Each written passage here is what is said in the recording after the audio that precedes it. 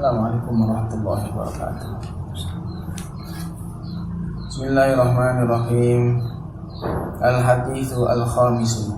Al-haditsu utawi iki ku hadis al-khamisu kang kaping 5 an Abi Dzarrin saking Abu Dzar Al-Ghifari radhiyallahu ta'ala anhu annahu sak temene Abu Dzar Al-Ghifari iku pola dawuh sapa Abu Dzar Al-Ghifari kultu matur sapa ingsun ya Rasulullah he Rasulullah alim mugi-mugi mulang tuan ni ingsun amalan ing amalan yuqarribu kang marekake apa amal ni ingsun ilal jannati maring suwarga wa yubaidu lan ngedohake apa amal ni ingsun minan nari saking neraka. Jadi kita sampai pada hadis yang kelima, diriwayatkan oleh Abu Dzar Al-Ghifari. Beliau bertanya kepada Kanjeng Nabi, ya Rasulullah, wahai Rasulullah, alimni amalan yuqarribuni ilal jannati wa yubaidu minan nar. Ajarkanlah kepadaku suatu amalan yang bisa mendekatkanku ke surga dan menjauhkanku dari neraka. Jadi nanti ini bisa dicatat, diingat-ingat dan diamalkan, langsung diamalkan. Semoga amalan ini bisa mendekatkan kita ke surga dan menjauhkan kita dari neraka, sebagaimana yang dipinta oleh Abu Dzar Al-Ghifari langsung kepada Rasulullah. Qala jawab sapa Nabi Muhammad sallallahu alaihi wasallam, idza amilta nalikane nglakoni sira sayyi'atan ing perkara Allah fatbi mongko ngenut burenono sira ha ing sayyi'ah hasanatan ing kebagusan. Ketika Kanjeng Nabi ditanya oleh Abu Dzar Al-Ghifari, wahai Rasul, berikan aku satu amalan yang bisa mendekatkanku ke surga dan menjauhkanku ke neraka.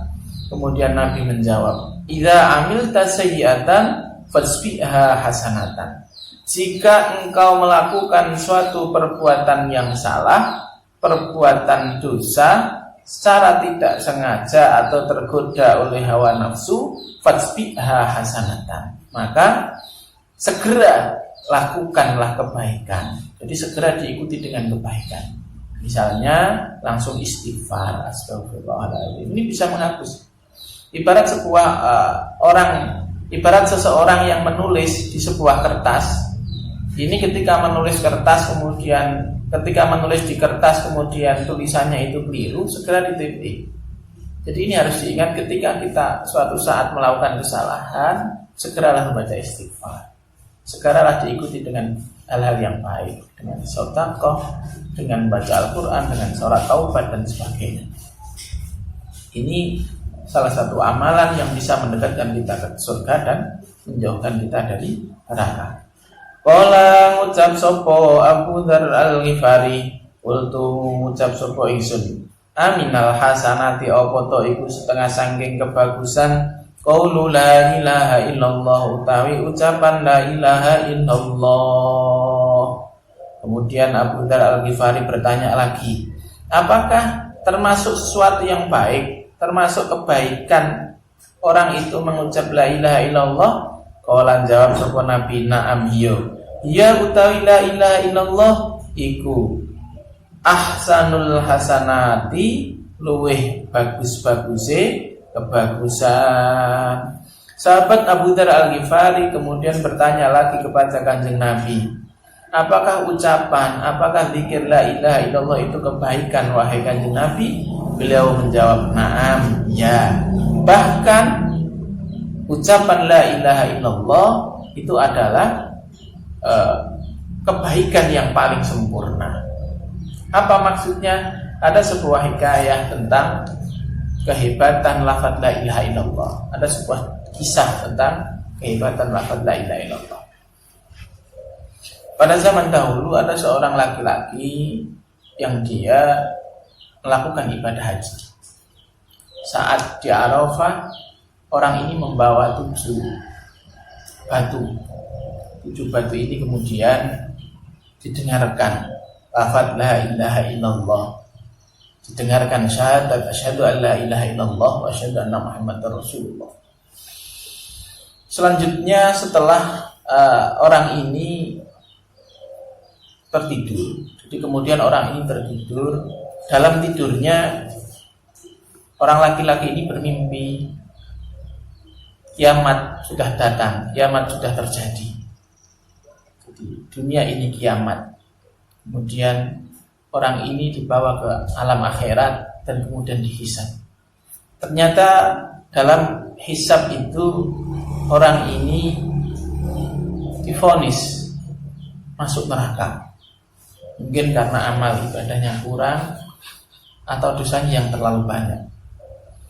Kemudian orang laki-laki tersebut dibawa oleh para malaikat azab menuju neraka.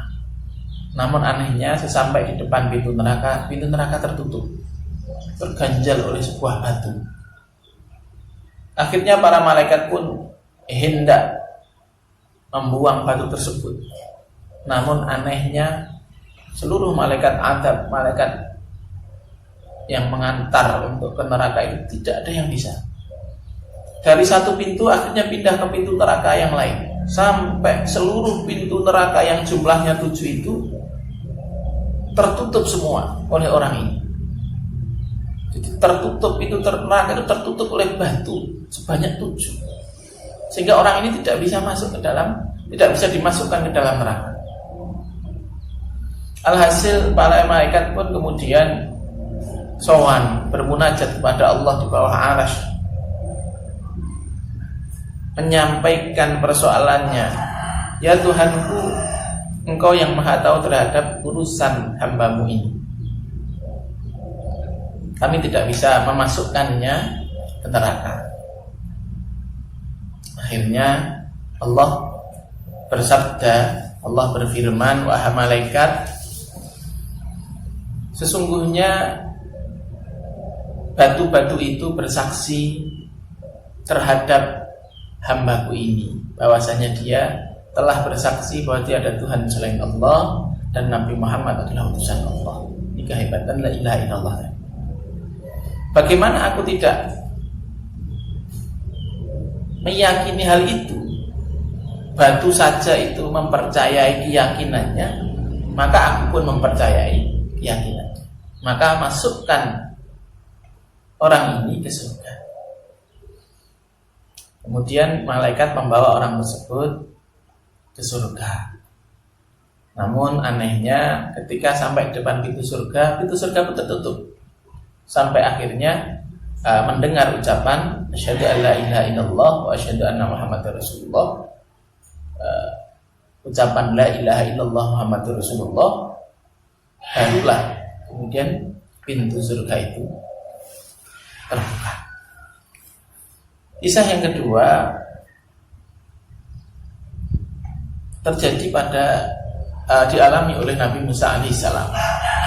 Suatu saat Nabi Musa alaihissalam bermunajat kepada Allah, kemudian bertanya kepada Allah, ya Allah, Engkau telah menciptakan makhluk, Engkau lah yang menciptakan makhluk, manusia Engkau ciptakan, Engkau pula yang memberinya rizki, Allah yang menanggung rizki semua manusia. Namun kenapa ada yang Engkau masukkan ke neraka ya Allah?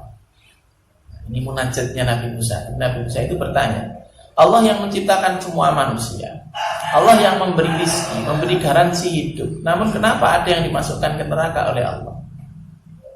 Kemudian Allah memerintahkan kepada Nabi Musa, wahai Musa, menanamlah.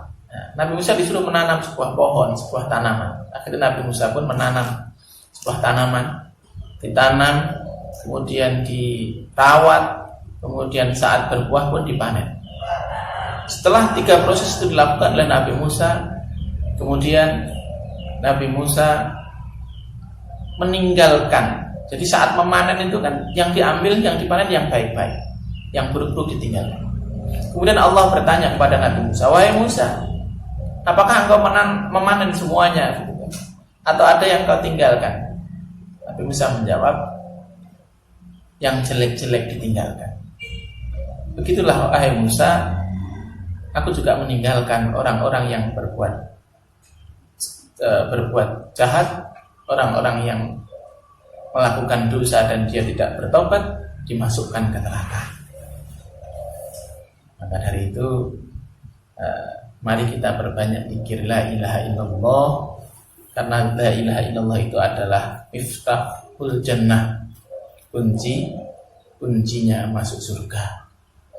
Semoga kisah ini bermanfaat. Kurang lebihnya mohon maaf. Assalamualaikum warahmatullahi wabarakatuh.